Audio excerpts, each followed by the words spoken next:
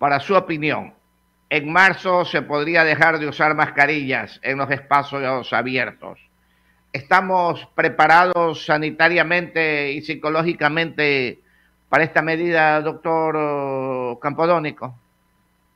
Bueno, la medida de la ministra le indica que es voluntaria, pero en base de que lo está mencionando, en base del porcentaje de vacunados que hay con dos dosis. 83% con dos dosis, 88% con una dosis, que probablemente después ya lleguen ese 83% a ser el 88%.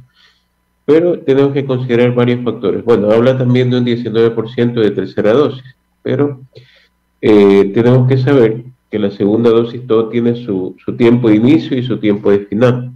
Es decir, la validez o el tiempo que va a durar como segunda dosis, que es generalmente de 4 a 6 meses. En segundo lugar, el número real de personas que no están vacunadas por las dos dosis, que es alrededor de 3 millones de personas que todavía no están vacunadas, es decir, pueden correr el riesgo de enfermarse. En tercer lugar, vivimos un periodo de tranquilidad, ¿verdad? Porque mucha gente se está vacunando con lo que es la tercera dosis, pero esta tercera dosis, de acuerdo a los estudios a nivel internacional, va a durar alrededor de 4 meses la cobertura de la inmunidad, de 4 a 6 meses. Es decir, mientras que hayan personas que no están vacunadas y el hecho de que el Omicron como tal haya dado a mucha parte de la población entre diciembre a enero, no significa que el virus se haya ido.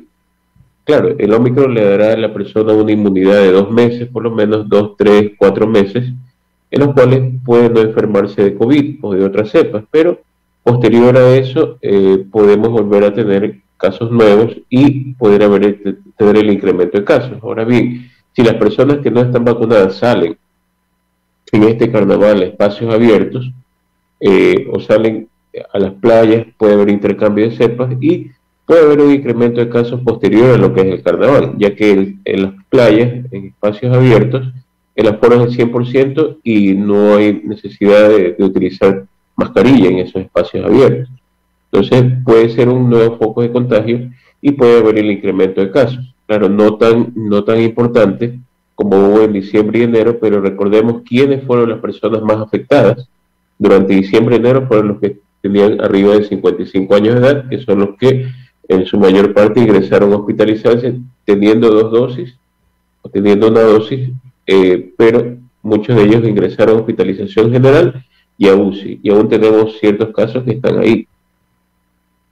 Estamos conversando con el doctor Alberto Campodónico, médico intensivista, epidemiólogo. Doctor, se está hablando mucho de que la tercera dosis está causando una serie de problemas. ¿Es verdad? Y si es verdad, por ejemplo, si una tercera dosis se aplica a personas, se han aplicado a personas diabéticas, tienen problemas de colesterol alto, tienen problemas de corazón, ¿les puede afectar en una forma muy grande o no? Bueno, aquí hay una cuestión importante, saber qué tercera dosis se coloca, porque sabemos, por ejemplo, que AstraZeneca como tal es una excelente vacuna, pero los 2 o 3 primeros días da mucha sintomatología, le da fiebre, malestar general, a veces le da diarrea, es decir, le da inflamación posterior.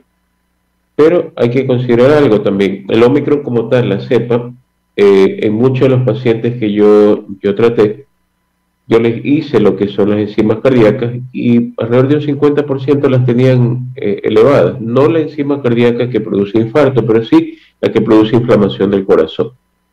Y más aún en personas que son hipertensas. Entonces, ese seguimiento lo estoy haciendo y bueno, ya están bajando después del mes. Pero como vacuna tal, toda vacuna, independiente también del mecanismo de producción de vacuna, produce un efecto inflamatorio en el organismo. Entonces, ese efecto inflamatorio va a variar de acuerdo al tipo de paciente.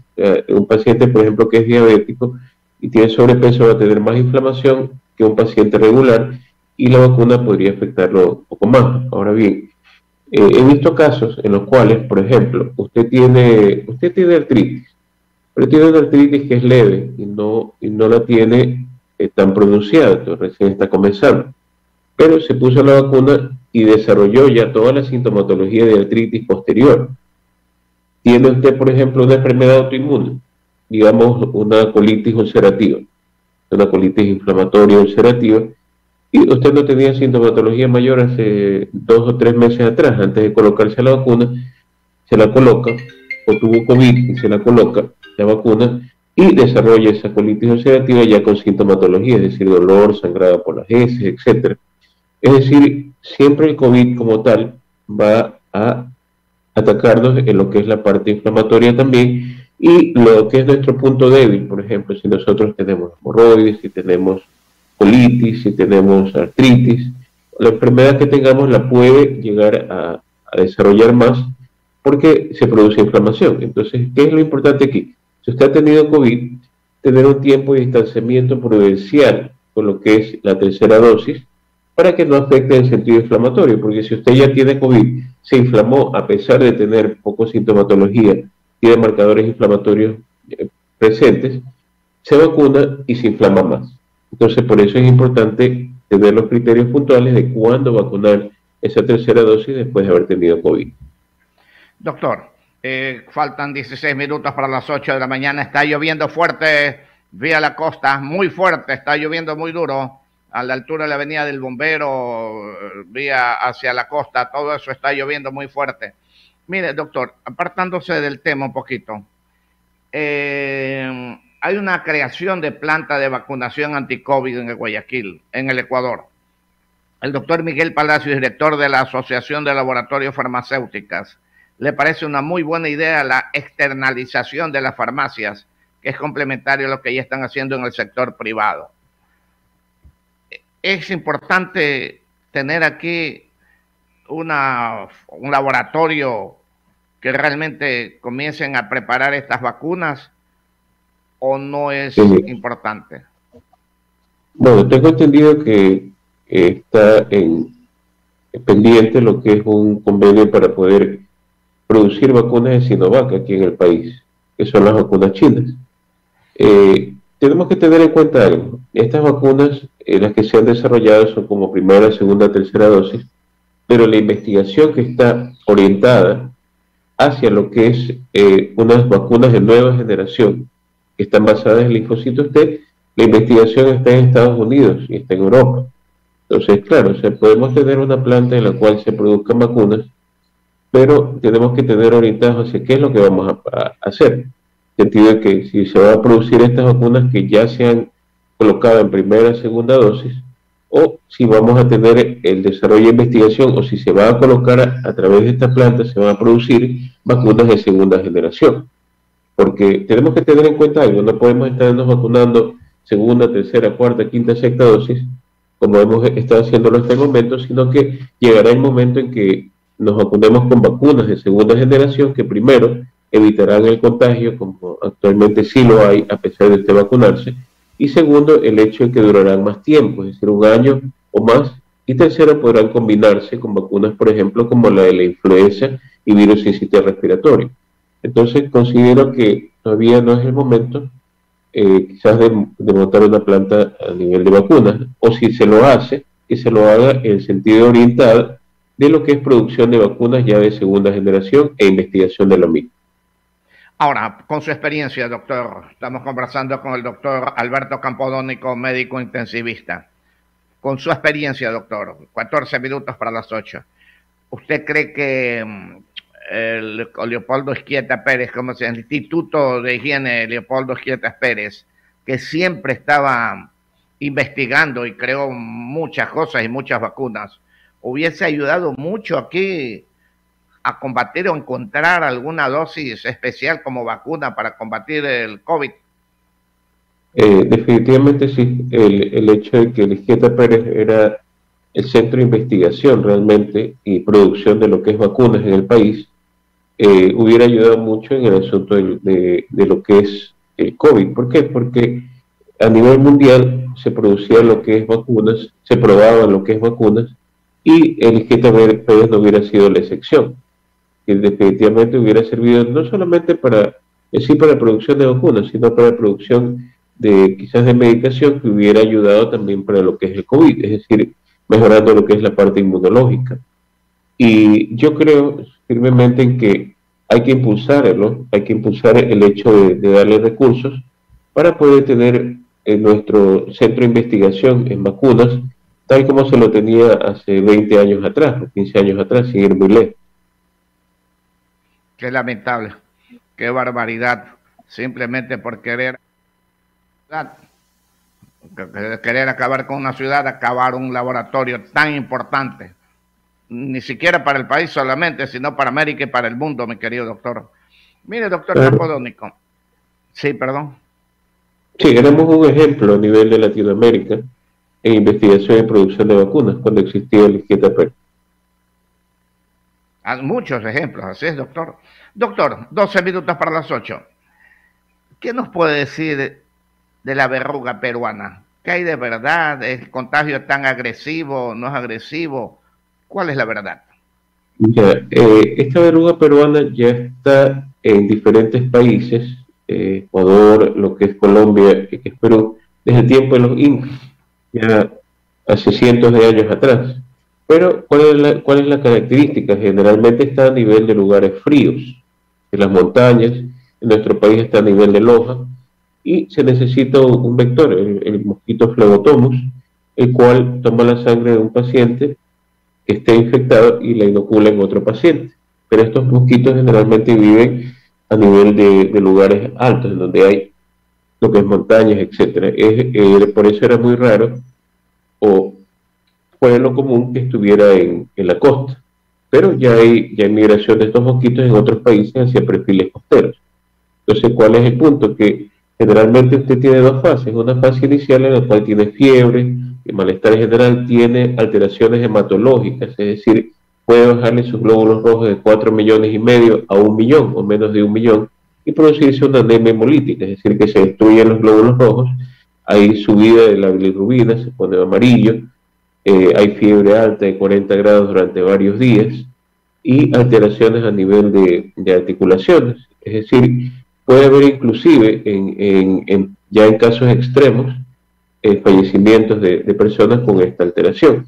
Y ya lo que es la segunda etapa, que ya viene después del mes, o puede venir después de 2 meses, porque el tiempo promedio es de 61 días para que aparezca esta segunda etapa, en la cual ya hay la aparición de lo que son las verrugas, que son verrugas de sangre, que se pueden romper en cualquier momento, aparecen en diferentes áreas del cuerpo y después ya de unos meses más ya pueden desaparecer. Pero ya lo que es la bacteria que tiene, que se traduce a través de este mosquito al inocular, porque es una bacteria realmente la que se inocula como tal. La verruga peruana es producida por una bacteria, se puede eliminar en una primera fase detectándola con lo que es antibióticos de amplio espectro. Tenemos la cefalosporina, amicacina, es decir, muchos antibióticos pueden servir para eliminarla, pero tenemos que saber primero si el mosquito está en una cantidad importante en nuestra ciudad, por ejemplo. Segundo, al tener el mosquito, sabemos que puede haber lo que es el contagio. Y tercero, si ya hay personas que tienen estas características de verrugas, hacerle la biopsia y determinar si la bacteria está ahí en estas lesiones y como tal saber si hay la verruga peruana o no. Porque en estos momentos lo que se hizo, se encontró una persona que tenía estas características, esta verruga, y se lo está estudiando para determinar ya con laboratorio fuera si esta es realmente una verruga peruana o no. De ahí se ha quedado todavía en stand-by y todavía no nos han dado los resultados como tal para poder tener la verificación. Pero de acuerdo a las características morfológicas, es bastante probable que sí lo sea. Y si es así, entonces definitivamente la respuesta es y será siempre lo que es la fumigación, que se lo está haciendo ya en un porcentaje más importante, porque no solo tenemos el Phlebotomus, tenemos también el mosquito de lo que es el dengue, la chikungunya, sí que lo tenemos, y este mosquito también puede proliferar y producir lo que son las infecciones del dengue, que cuando van de la mano con el COVID puede complicarse mucho. En audio y video, a través de Radio Sucre, la frecuencia informativa, Play 95.3 FM, Sistema 2080, el doctor Alberto Campodónico, médico intensivista, epidemiólogo, hablando de la posibilidad de ya abandonar en pocos meses más las mascarillas, mis queridos amigos. El economista Osvaldo Calderón le tiene preguntas, doctor Campodónico. Economista, 888 y las 8. Gracias, licenciado, doctor Campodónico, un gusto. A propósito de lo de la verruga peruana, usted manifestar el hecho de que este vector es de zonas frías, muy poco probable que se presente acá en la costa, en definitiva. Sí, es poco probable, pero igual es posible, porque hay lugares en Perú de donde viene la verruga que también está en poca cantidad, pero está en perfiles costeros. Es decir, no es poco probable, pero es posible. Entonces, y si lo hay y es posible, como han hecho en Perú, han anulado estos brotes con fumigación a nivel costero, porque el mosquito no resiste tanto como a nivel de lo que son las alturas. Como epidemiólogo, virólogo, doctor Campodónico, usted hablaba hace un momento de personas que han sido infectadas de COVID. Por ejemplo, en mi caso, a mí me diagnosticaron COVID hace aproximadamente mes y medio, un poquito menos incluso.